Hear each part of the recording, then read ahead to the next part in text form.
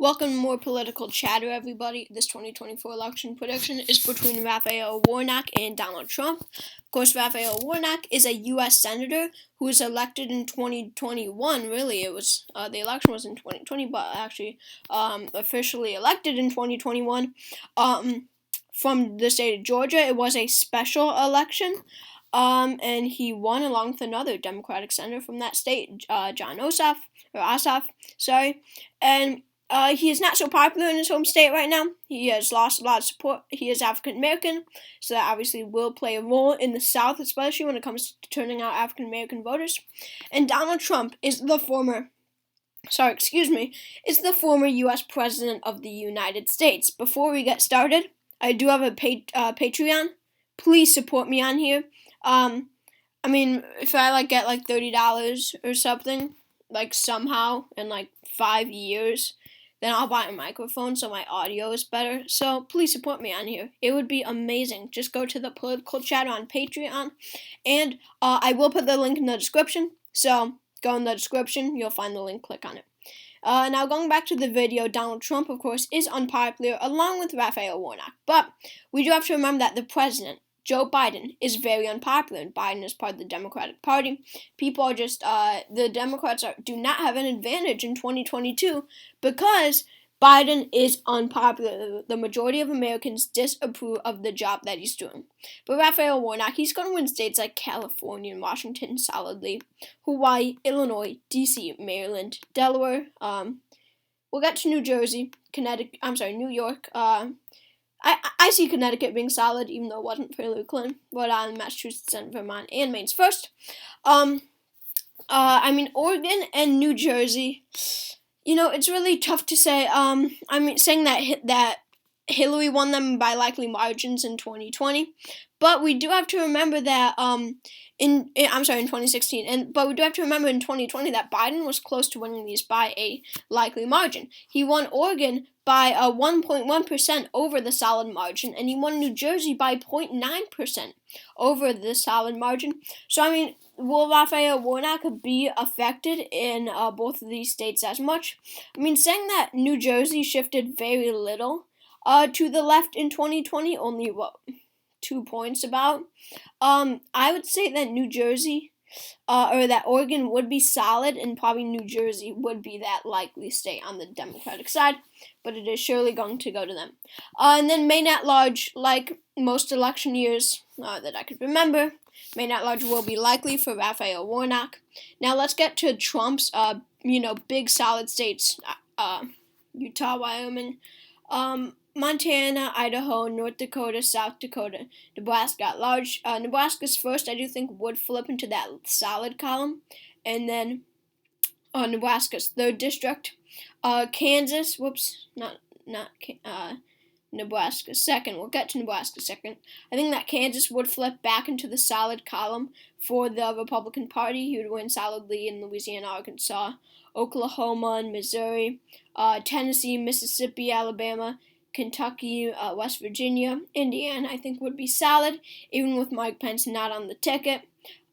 These would be the solid states for him. Undoubtedly, these states will go to him. And then going to states like South Carolina and Texas, Raphael Warnock, he is African American, and he will turn out some minorities in these two states. But really, saying that Biden is unpopular, these will be very hard to even make a lean. South Carolina's no shot at going lean. Texas does, and it is becoming more Democratic, but honestly, I don't see Raphael Warnock doing better than Joe Biden in the state of Texas. Biden was very popular in the state of Texas, but now that he's unpopular, really any Democrat is going to underperform Biden in the state of Texas, along with the Republican side. I don't see Warnock having any appeal in the Midwest. Not in the Midwest. Yeah, Midwest too, but the Rust Belt.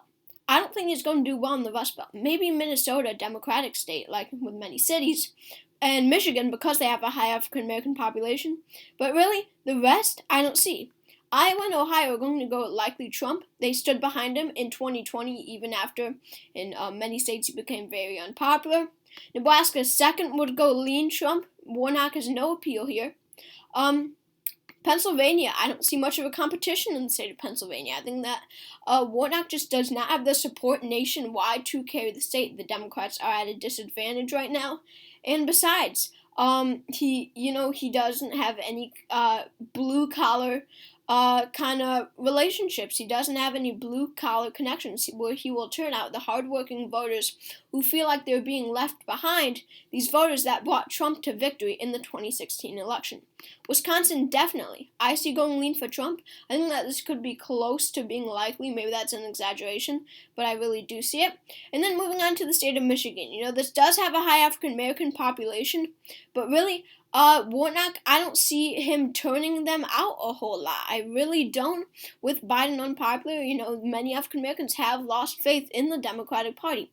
After they nominated Biden, they brought him to the nomination, and they brought him to the presidency, and many feel that he hasn't paid them back. And Warnock just doesn't have this appeal in the blue wall. He simply doesn't. The state of Minnesota, I do think would be extremely close. I think it's going to go tilt Warnock.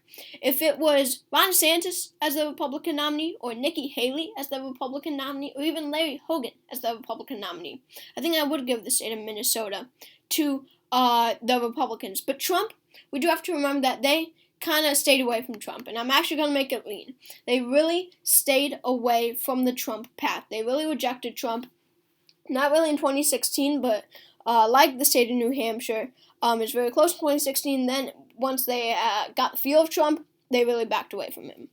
But going up to Maine's 2nd congressional district, Maine's 2nd district, I should say, this will stay a likely Republican state. We're not going to see a competition here. Along with the state of Alaska, Warnock does not have any appeal here.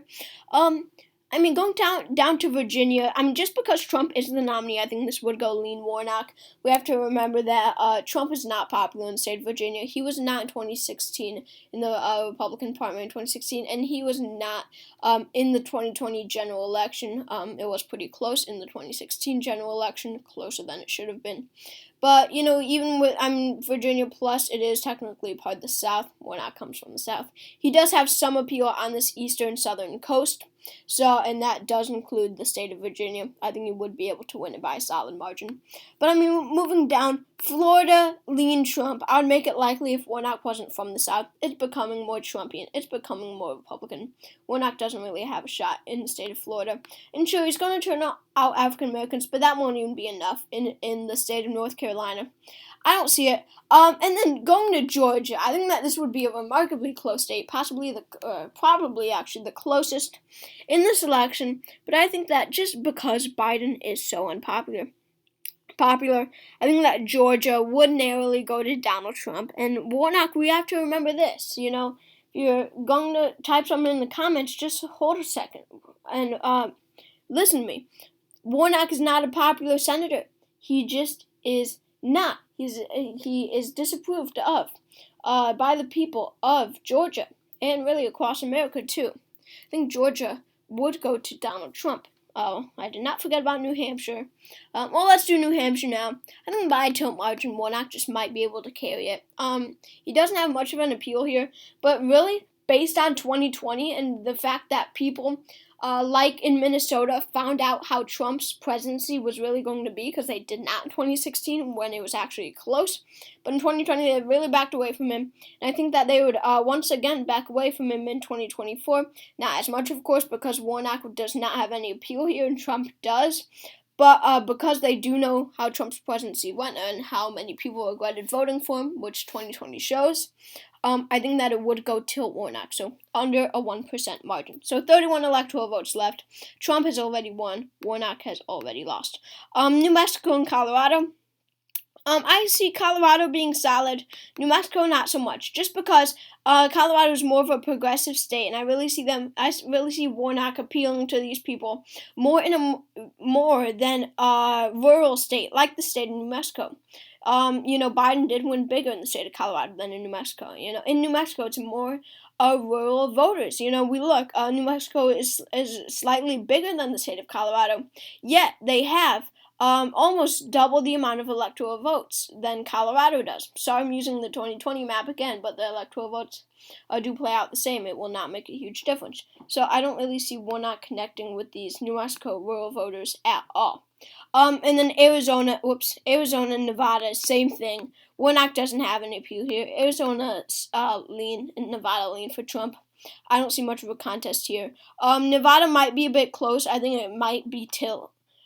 Because Raphael, Warnock will turn out Latino voters here, as Hillary Clinton did in 2016 and as Biden did in 2020, and as Masto has done in her runs for governor. But I think that this would be the final map. Donald Trump wins with 312 electoral votes to Warnock's 226. He actually improves from 2016 and 2020. He picks up the blue, comparing it to 2020. He picks up the blue wall, he picks up Georgia, he picks up Arizona, and he picks up Nevada. Nevada would be the only flip from 2016 to 2020. So thank you for watching this video. Make sure to subscribe if you haven't. Support me on Patreon. I'd really enjoy it, or I really appreciate it so much. It would make the world to me if I just got $1 or $5 total. But you can watch my Senate Squid Games on here. It took so long to make. Please watch it. And, yeah, I will see you all next time. Thank you for watching. Here's my final electoral map if you just wanted to see it one last time. But, again, thanks for watching.